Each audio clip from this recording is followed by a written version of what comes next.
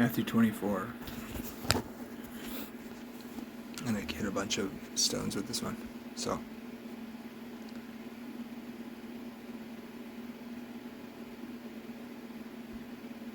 Let's see. He that endures to the end shall be saved. Is that just temporal life, like you guys always say? Just talking about these people that endure to the end will be saved? Well,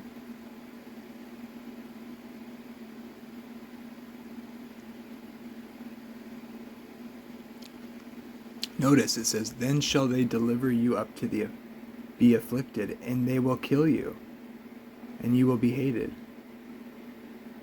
But he who endures to the end shall be saved. So we know that some of them will die. So what's in view is not whether or not they'll live or die.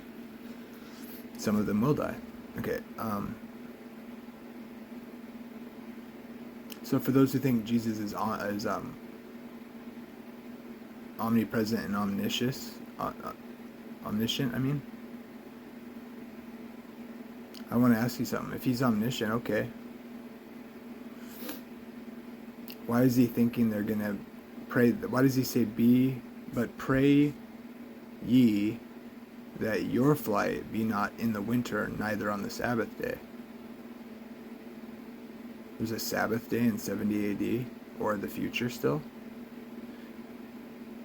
He's definitely talking about 70 AD because they fled Judea and weren't killed by the Roman armies when they destroyed the temple, Jerusalem.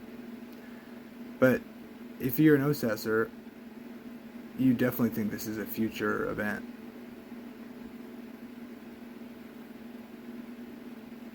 Jesus said, pray your flight not come on the Sabbath day. Kind of a problem for you, I would suspect. Also,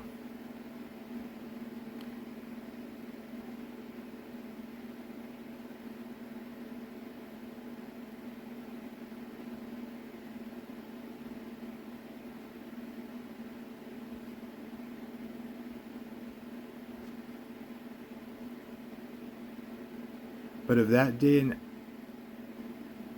hour knoweth no man, no, not the angels of heaven, but my Father only.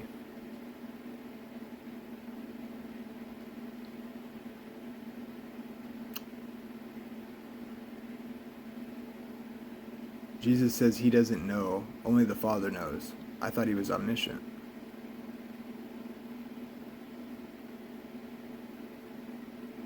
Strike two.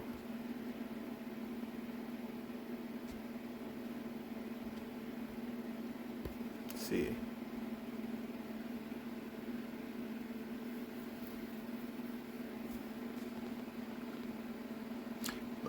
But and if that evil servant shall say in his heart, my Lord delayeth his coming, shall begin to smite his fellow servants, and to eat and drink with the drunken,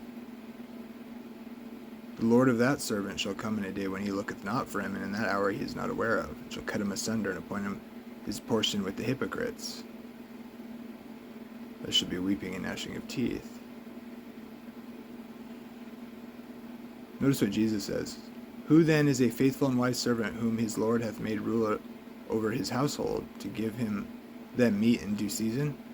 Blessed is that servant whom his Lord when he cometh shall find so doing. Verily I say unto you that he shall make him ruler over all his goods. But if that evil servant, and by the way, you can't say this evil servant is not saved.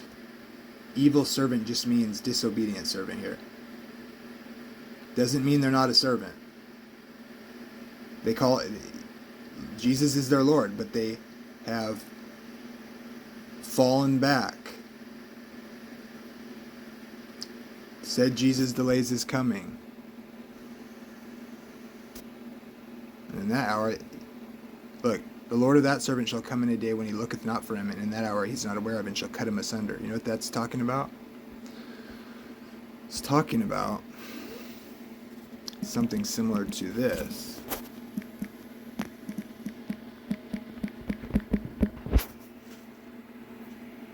Well, it's all over Jesus' teaching, first of all.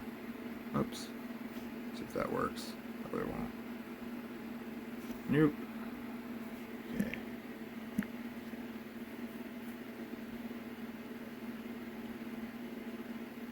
Come on.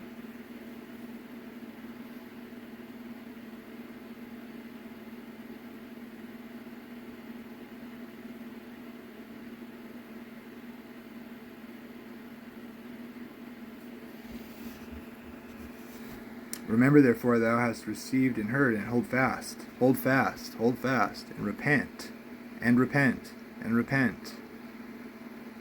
If therefore thou shalt not watch, I will come on thee as a thief, and thou shalt not know what hour I will come upon thee. Thou hast a few names even in Sardis where thou hast not defiled their garments, and they, the ones who haven't defiled their garments, will walk with me in white, for they are worthy. He that overcometh, the same shall be clothed in white raiment, and I will not blot his name out of the book of life, but I will confess his name before my Father, before his angels.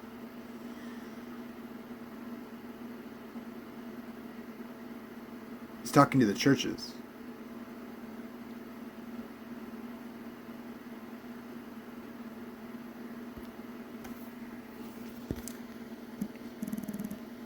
Once saved, always saved. I gotta tell you, man, it's not biblically accurate.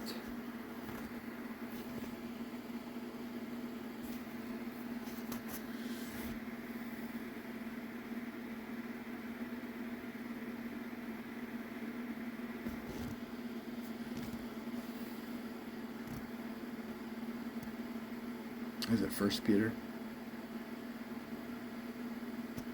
Seeing that all these things shall be dissolved, what manner of person ought you to be in all holy conversation and godliness, looking for and hasting unto the coming of the day of God, wherein the heavens will be on fire, dissolved, and the elements shall melt with fervent heat. Nevertheless,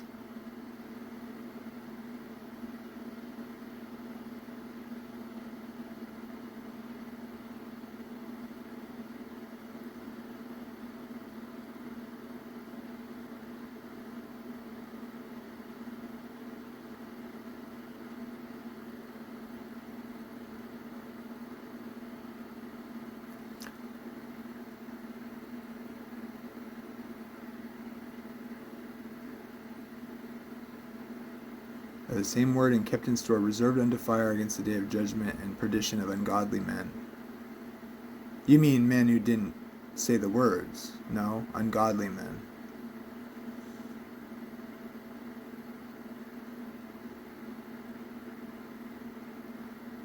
What sort of manner of persons ought ye be in all holy conversation and godliness? We, according to the promise, look for a new heavens and a new earth, wherein dwelleth righteousness.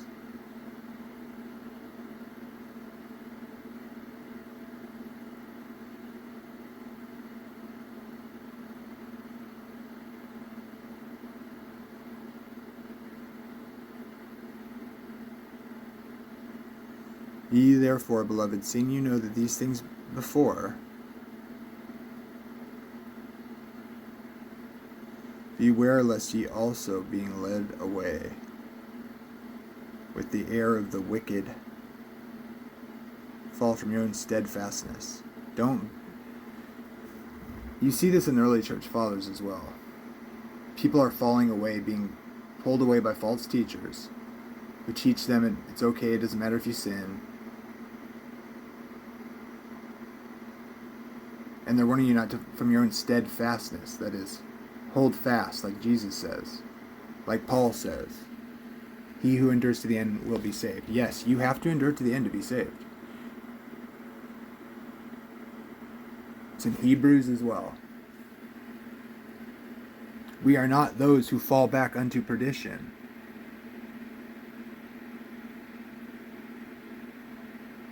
It's a call, it's an exhortation to not go back, not fall back, not fall away.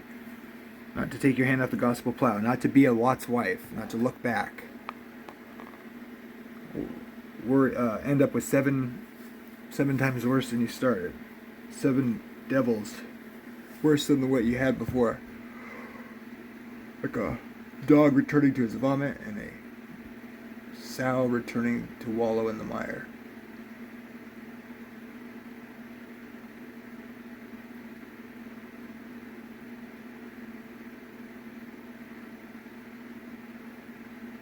Brethren, I come preaching the word that you received, in which you stand in, and by which ye are saved, if you hold fast to that gospel that I preached to you, lest you believe in vain.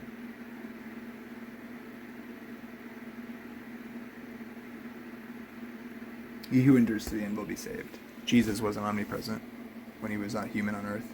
He had access to omnipresence, but he was a human. He was God who became a human.